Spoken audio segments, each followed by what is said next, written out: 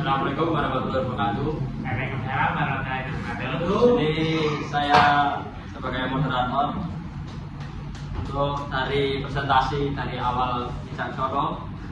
Dan saya Muhammad Dawuti sebagai Natolen. Dan saya Ariel Wicaksono sebagai presentasi. Oke, baik. Terima kasih. Kenalan, saya Ariel Wicaksono dengan NIM 24050730110. Ini saya akan mempresentasikan yaitu dengan judul Blended Learning dan Private Classroom. Untuk latar belakang sendiri itu pelajaran teori teknik mesin sering menggunakan metode ceramah, sehingga waktu tatap muka untuk diskusi dan pemecahan masalah menjadi terbatas. Menggunakan model blended learning dan private classroom sebagai strategi inovatif yang mengintegrasikan teknologi dengan interaksi di kelas dan juga mengoptimalkan waktu kelas untuk diskusi, kolaborasi, dan penyelesaian tadi kasus.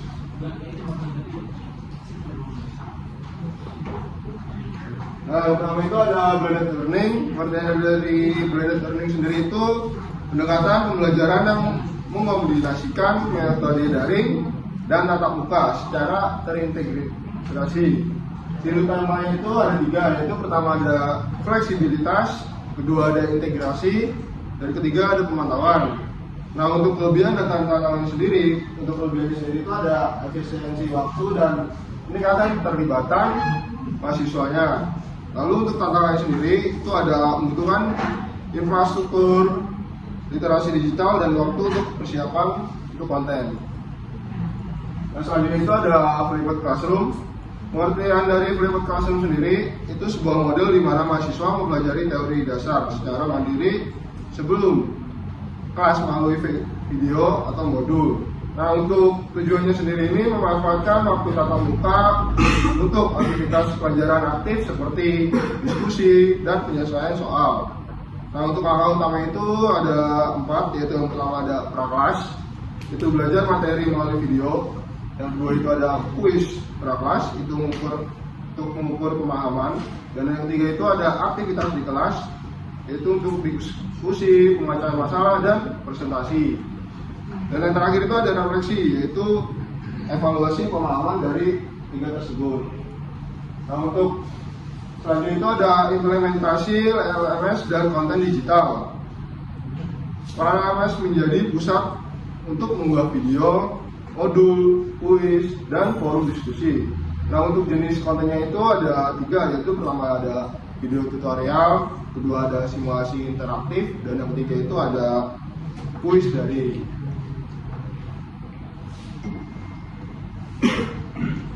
Dan selanjutnya itu ada sinergi blended learning dan private classroom.